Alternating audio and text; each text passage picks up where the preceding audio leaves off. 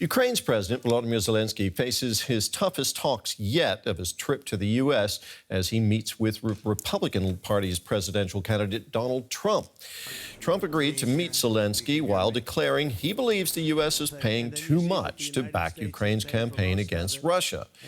A day earlier, Zelenskyy sat down at the White House with the current president, who announced an $8 billion aid package for Kyiv, and he secured a commitment of unwavering support from the Democratic presidential candidate Kamala Harris.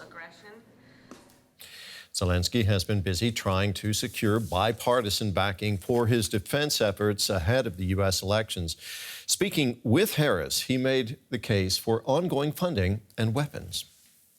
We have to end this war. We need a just peace, and we must protect our people, Ukrainian families, Ukrainian children, and everyone from Putin's civil.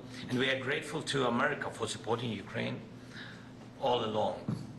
And we'll have an important meeting today, right after I talk to President Biden about the plan of victory, and I will share some details of the plan with Vice President Harris. It's crucial for us to be fully understandable and to work in a full coordination with the United States. And this morning I talked also to the congressmen, both chambers, both parties, and I'm thankful for the bipartisan support.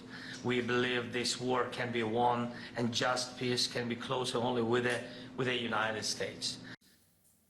For more on President Zelenskyy's visit to the U.S., I'm joined now by our correspondent Matthias Berlinger in Ukraine's capital, Kyiv, and by our Eastern Europe editor, Roman Goncharenko.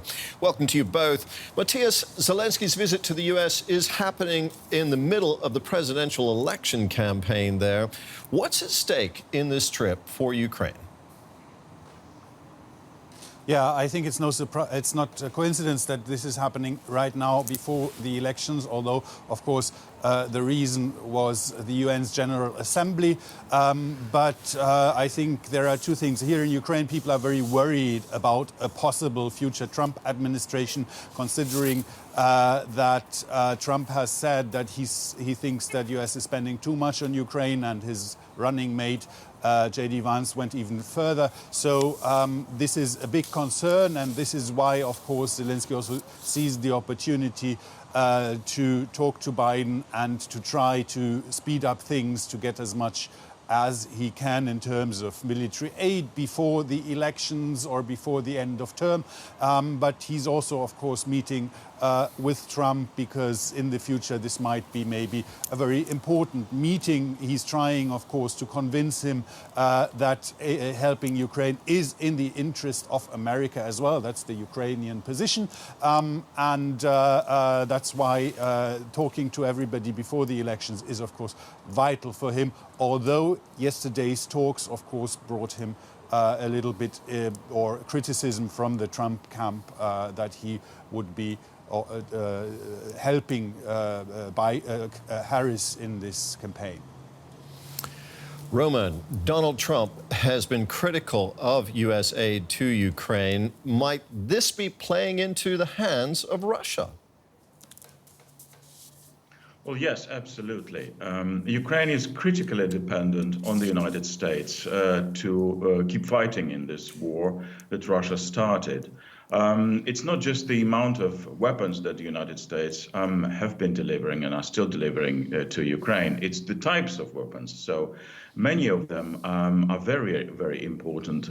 Things like cruise missiles that the other countries are delivering. They are also dependent on U.S.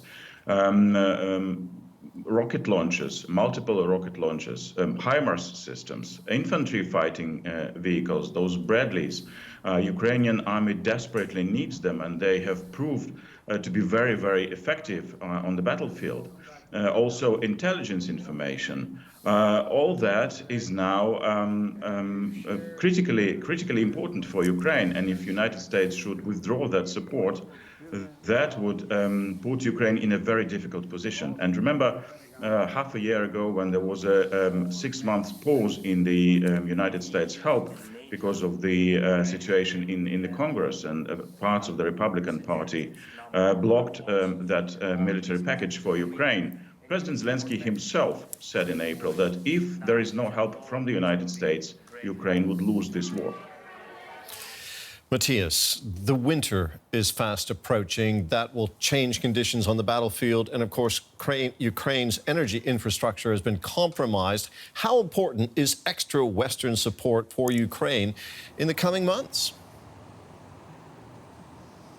This is the third winter, the third war winter in Ukraine, and every year Ukraine starts into the winter in a worse condition. A lot of infrastructure has already been destroyed, although Ukraine and the allies are doing a tremendous job to keep it somehow running. But of course, things like air defense are vital to Ukraine's survival as a functioning state, with a functioning infrastructure. So this package now that Biden yesterday approved contains, of course, an extra Patriot system and other air defense devices. This is vital for Ukraine to survive. Matthias, thank you very much. Our correspondent Matthias Berlinger there in Kyiv. And we also have Roman Goncharenko joining us from Bonn. Thank you very much to you both. Well, for more on this, let's bring in Andras Ratz here. He's a senior fellow in the Security and Defense Program at the German Council on Foreign Relations. Good to see you.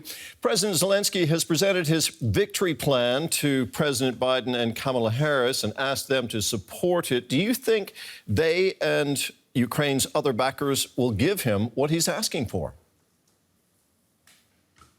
Certainly not in full. I mean, the victory plan, details of it are not yet entirely known. However, some elements are already public. For example, it's part of the victory plan that Ukraine should be invited to NATO as soon as possible. However, for this, there is no clear support within the alliance. However, one needs to take the victory plan on its real value, namely as a tool to ensure long and lasting, and if possible, even growing support for Ukraine from the United States. And from this perspective, in the short run, the recently announced nearly $8 billion assistance plan is a major success for Ukraine. The main question, of course, is whether this support will prevail after the US election, so whether the new US administration would keep up the support.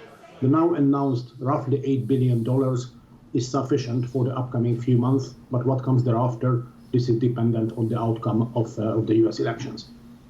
So the $8 billion will certainly help in the coming months. Zelenskyy has gotten some promises of support, but we don't know if it's going to last. Even if he gets everything, how likely is it that Ukraine can achieve the victory that President Zelenskyy is talking about? In the short and medium run, the most likely scenario is that the war is going to continue on the present intensity. On the Russian side, there is simply no willingness for meaningful negotiations. And as far as the Russian position can be reconstructed, and here one needs to add that Russian officials often make contradicting statements, but based on what we know about the Russian position, Moscow seems to be convinced that they can overpower Ukraine by military might. So Russia is convinced that time works for them. They can bleed out the Ukrainian army and they can outlast the West in terms of resilience in support. So in the short and medium run, unless something unexpected happens in the Kremlin, unfortunately, I do not see any chance that the fighting would stop. The war is going to continue on the present intensity. Ukraine is heavily dependent on U.S. support, of course. President Zelenskyy is still in the U.S. He's going to meet now with former U.S. President Donald Trump, who's finally agreed to meet him. How relevant is that meeting? Absolutely is. I mean, from Ukraine's perspective, it is crucially important to ensure bipartisan support for the military assistance and economic assistance for the country. So for President Zelenskyy, it has been imperative to meet not only the incumbent administration, but also former President Trump, as he may win the November elections. So, of course, the U.S. and the Ukrainian government, Ukrainian president, needs to speak to both possible presidents. Vice President Harris, they had a meeting already yesterday, and the meeting with Donald Trump is going to take place today if everything goes according to the plan. So yes, this is crucially important for Zelenskyy. One needs to add, however, that Trump's remarks about his ability or willingness to end the war in 24 hours or to quickly reach a deal with the Russians, this is more a part of the election campaign and does not necessarily reflect to the reality. It's also not certain that President Trump, if he again wins the elections, would immediately cut the support to Ukraine, even though he promised this many times. There are also other scenarios, for example, that Europe would need to contribute more to financing the US military support to Ukraine, or that the US president would act a bit differently compared to what he announced in the election campaign. So the main question is, from Ukraine's perspective, is first, who is going to win the elections, of course, and second, whether the new administration would continue the military and economic support for Ukraine and under what conditions, in order to ensure the most beneficial outcome for Ukraine. Yes, it's imperative for President Zelenskyy also to meet Donald Trump. Andres, thank you very much for talking with us. That was Dr. Andres Ratz from the German Council on Foreign Relations. Thank you.